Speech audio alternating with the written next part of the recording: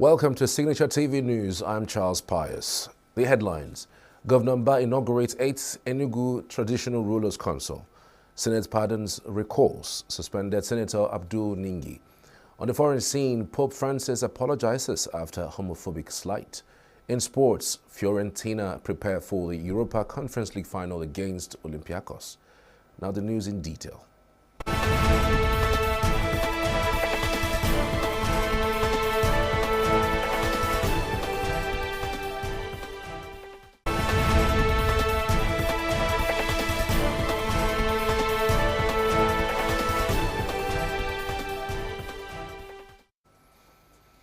The Enugu State Governor, Peter Mba, has inaugurated the 8th Enugu Traditional Rulers Council with a directive that the traditional rulers should reside in their various communities. Correspondent Chinemere witnessed the inauguration ceremony which took place at the Secretariat of the State Council of Traditional Rulers, Legislative Building, Independence Layout, Enugu, and now reports.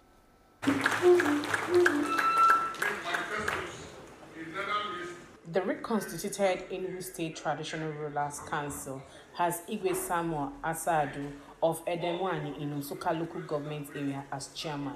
Governor Mba charged the traditional rulers to ensure that they reside and operate from their communities for effective leadership, describing them as the eyes of the government in the rural areas. He stated that the rural fathers, as custodians of culture and tradition, have great roles to play to ensure peace and tranquility in every community. The governor assured that his administration will work closely with the traditional rulers in addressing some of the security challenges in the rural areas, urging them to ensure that people at the grassroots are well informed about government projects and programs. Your commitment to preserving the dignity of our tradition and fostering unity among our royal father is not one that can be lost on us. What we're here to witness today is akin to passing of the baton, from one council to another. What that does is it reminds us that our traditional institution will always endure.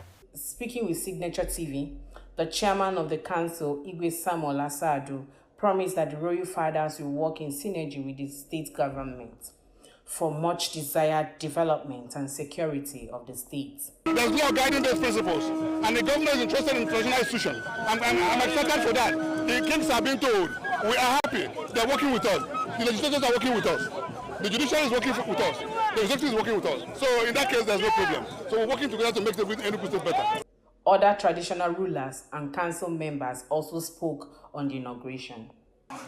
His Excellency vision is undoubtable. So what happened today is the inauguration of the 8th Council of Enugu State Traditional Rulers Council.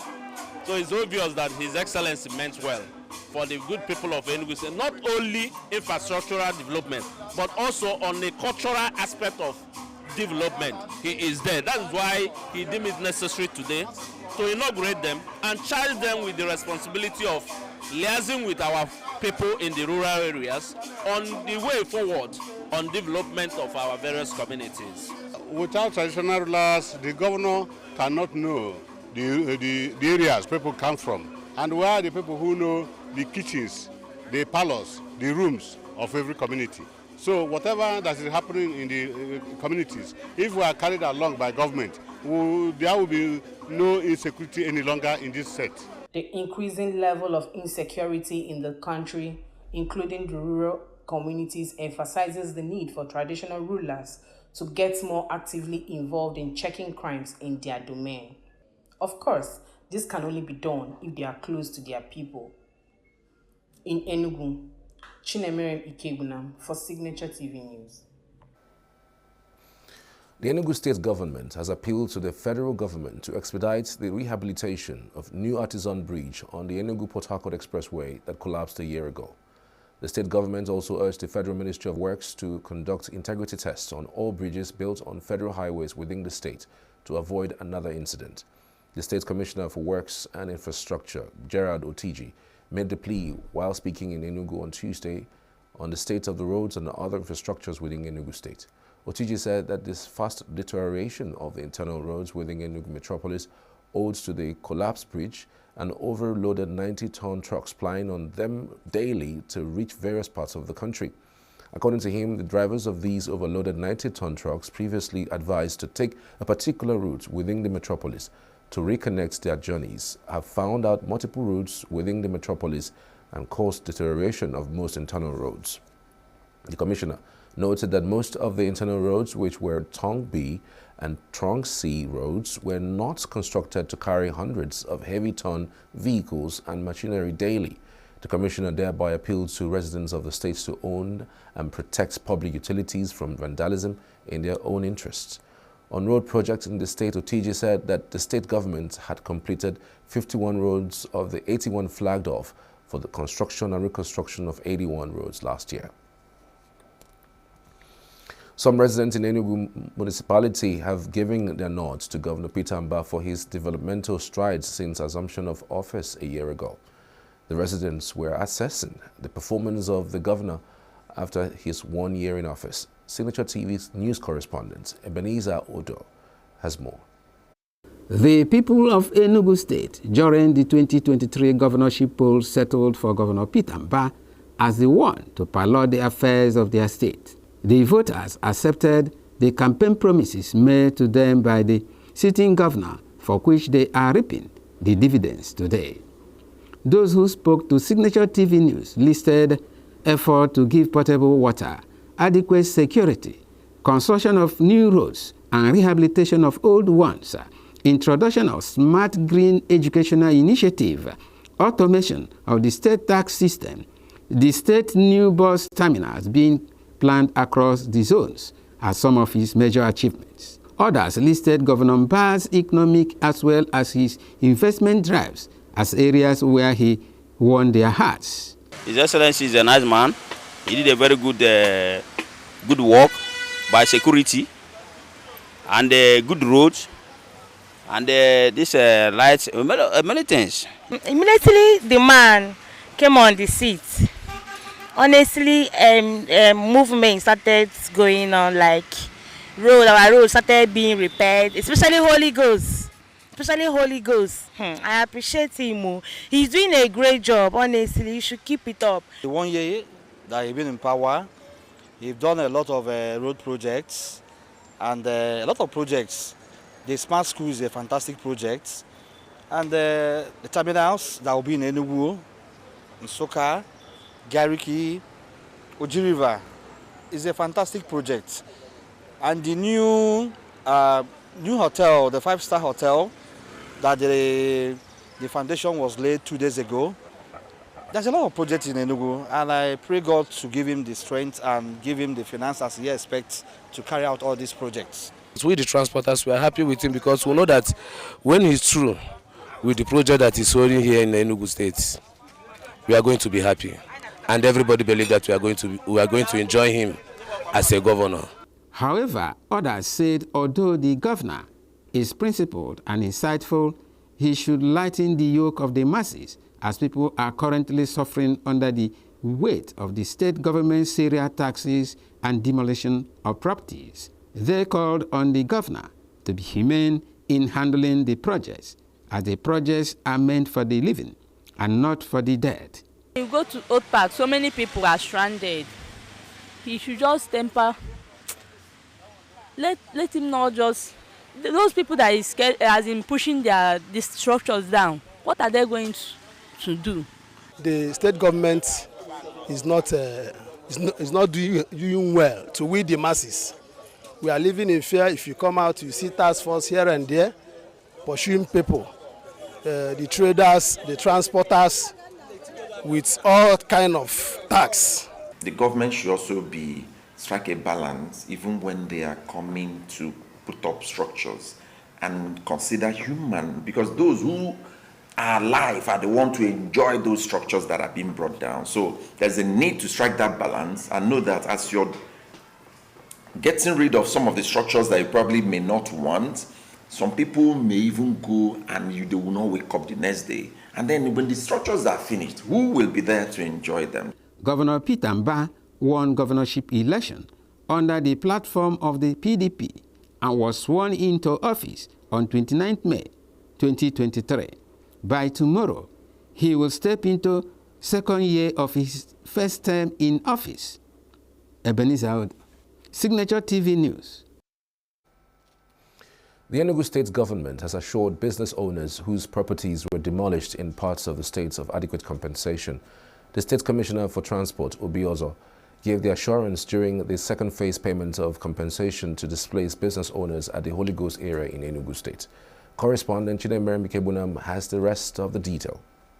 The proposed construction of transportation infrastructure projects at the 4 major terminals, Holy Ghost, Gariki, Ababa, and Osoka, has come with a lot of pain and frustration for those doing businesses in the areas. The demolition went on as planned despite the appeal from owners, tenants, and squatters, leading many of them having to lose perhaps their only means of livelihood. But the government insists that what it had in stock is for overriding public interest that will bring about a quantum leap to the economy of the state. And in fulfillment of its earlier promises and agreements it reached with the business owners, 12 key tenants from Holy Ghost Terminal were presented with checks as compensation for their demolished priorities under the second phase of the compensation. The Commissioner for Transportation, Obiozo, while making the presentation, assured that those whose businesses were affected at the remaining terminals would equally be compensated. The governor already promised that his administration is very business-friendly and has empathy for the challenges the people are facing, especially in this difficult time. Onyedikachi Onuvu, the District Public Relations Officer of the Nigerian Railway Corporation, said the corporation is fully involved with the compensation plan to ensure a transparent process. The interest of the corporation is that due process will be followed. And I think that this is one of the due processes. Payment of compensations to the property owners is important. So that's why we are here to witness it and praying that it continues smoothly so that everybody will be happy at the end of the day.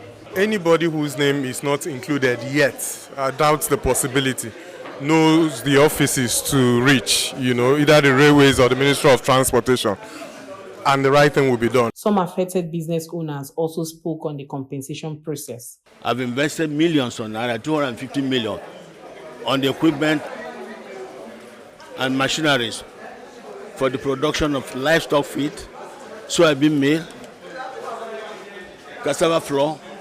I am in production. So I felt that the Enugu state government has a lot to do with me. This is the first step. We have to have a talk. The House of Representatives recently adopted a motion asking the Committee on Land Transport to investigate alleged demolition of buildings and quarters belonging to Nigeria Railway Corporation. The extent to which the legislative intervention will affect the project of the Enugu state government will be known in weeks and months ahead. But for now, the government is going on with its plans. In Enugu, Chinemere Ikebunam for Signature TV News. The Senate has pardoned and recalled Bauchi Central Senator Abdul Ahmed Ningi. Ningi was suspended for 3 months on March 12, 2024 for accusing the Senate of budget padding. The recall process was initiated after a motion moved by Deputy Minority Leader Senator Abba Moro, who expressed regret on behalf of the suspended senator. Moro pledged to assume full responsibility for Senator Ningi's actions, acknowledging the gravity of the suspension. The senator's conduct during the period of suspension has been a matter of scrutiny and debate within the legislative body. The Senate President Godswill Akpabio emphasized the senator's resourcefulness and described him as a valued member of the Senate, adding that the decision to recall Ningi's transcends religious and ethnic divides. The Minister of the Federal Capital Territory, FCT, Nyesom Wike, has named the Southern Parkway from National Christian Center to Ring Road, Nnamdi Azikiwe Expressway, after President Bola Tinubu. Wike announced the honor during the inauguration of the road for public use in Abuja on Tuesday as part of activities to celebrate Tinubu's 1 year in office. He said that development of the Southern Parkway, now Bola Ahmed Tinubu Way, was awarded in December of 2010 to Cetraco Nigeria Limited at 16.23 billion naira. He added that the cost of the project was later revised to 35.76 billion naira in March 2021 due to changes in scope and other economic indices. He explained that the roads would provide freeway access and connectivity to the southern development plank of the city as provided in the Abuja Master Plan. Tinubu asked ministers to present their scorecards to Nigerians. Pope Francis apologizes after homophobic slights. Stay tuned for more.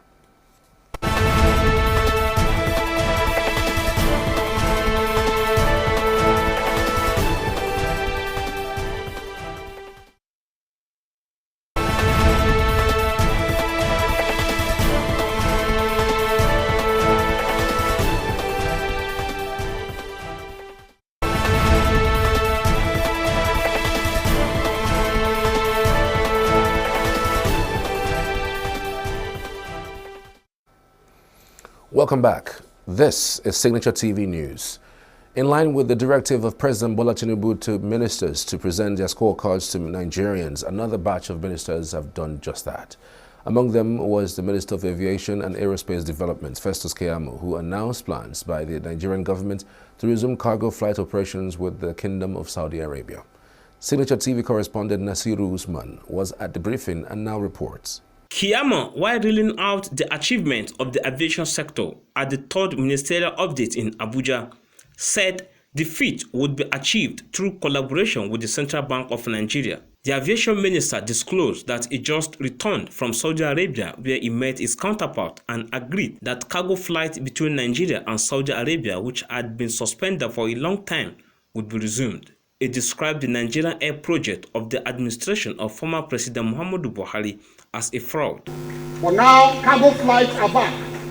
We have agreed to resume cargo flights between Nigeria and Saudi Arabia.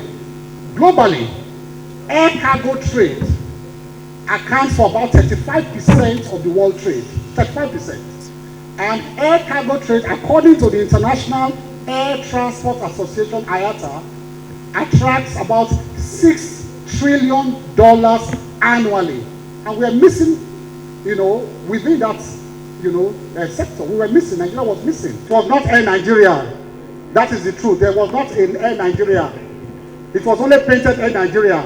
It was an Ethiopian airline trying to fly our flag.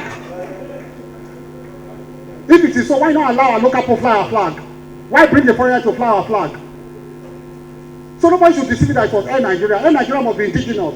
The Minister of Information and Orientation, Muhammad Idris, while speaking about his ministry, said media organizations will now have access to single-digit interest loans through the Bank of Industry. It is now incumbent on all media practitioners to develop bankable proposals to access this financing and to take advantage by all the support being granted by the federal government. The Minister of Agriculture and Food Security, Abubakar Kyari, said the government has launched the dry season farming with cultivation of 118,657 hectares of wheat farm in 15 states in acceleration of all year-round farming. We also received 2,150,000 bags of fertilizer from the Central Bank of Nigeria for distribution to farmers free of charge. We have already effected the distribution. We have given states the mandate. We have allocated based on their comparative advantage that they have in terms of fertilization, and they're in the process of taking the delivery of the fertilizer. A couple of weeks ago, we had an interaction with the Chief of Defense Staff, who had assured us that this wet season, farmers will have access to their land in a lot of those areas that were hitherto couldn't have access to those lands. Bola Ahmed Tinubu was sworn in on May 29th as the 16th president of Nigeria and is marking first year anniversary this week. From Abuja, Nasiru Usman for Signature TV News. On the foreign scene, Hong Kong National Security Police have arrested 6 people across the city on Tuesday under a new security law for alleged seditious intent, including a pro-democracy barrister already behind bars. Security Secretary Chris Tang told reporters that the 6 were suspected of using a Facebook page to advocate hatred against the governments in Hong Kong and China, which took back control of the former British colony in 1997, and against the judiciary. He said one of those arrested was Chao Hang Tong, a prominent barrister and pro-democracy activist who has been detained since September 2021 at a maximum security women's prison. These were the first arrests under a new batch of national security laws that were passed by the city's pro-Beijing legislature in March, despite international criticism by countries including the US that they could damage the Hong Kong's international financial hub credentials. Britain handed Hong Kong back to China under a one-country, two-systems formula which guaranteed its freedoms, including freedom of speech, for 50 years. The arrests come despite criticism that an ongoing crackdown since 2020 has silenced dissent and shut down liberal media outlets and NGOs, sapping Hong Kong's dynamism and hurting the city's economic prospects. Pope Francis, who has been widely quoted as having used a highly derogatory word to describe the LGBT community, has apologized to anyone offended by it, saying that he did not intend to use homophobic language. Vatican spokesman Matteo Bruni said in an emailed statement. Italian media had reported on Monday that Francis used the Italian term frociagie, roughly translating as faggotry, as he told Italian bishops he remains opposed to admitting gay people into the priesthood. Italian political gossip websites Dagospia was the first to report the alleged incidents, said to have happened on May 20 when the pontiff met Italian bishops behind closed doors. Francis, who is 87, has been credited with making substantial overtures towards the LGBT community during his 11-year papacy, but his reported comments caused shock and worry even among his supporters.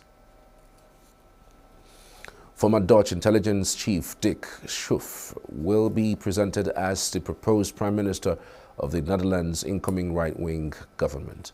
The four parties that will form the new government, led by Geert Wilders' Nationalist PVV, announced a press conference with Schoof.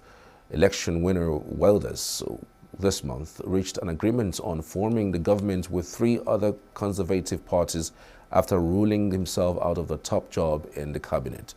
Schoof, 67, is currently the senior official at the Dutch Ministry of Justice after having led the country's intelligence agency AIVD and anti-terrorism agency NCTV for years. He was the head of the Dutch Immigration Service in the early 2000s. In sports, last season's runners-up Fiorentina trained on Tuesday at the AEK Arena Stadium in Athens, Greece, ahead of the Europa Conference League final on Wednesday. They are expected to face first-time finalist Olympiacos from Piraeus, the ports for Athens. This will be Greece's second hosting of a European final this season, following the Super Cup last August between Manchester City and Sevilla. The game has attracted thousands of soccer fans to the Greek capital, where authorities have ramped up security measures around the stadium and the city center. And that's the news this hour. I'm Charles Pius. Thanks for watching.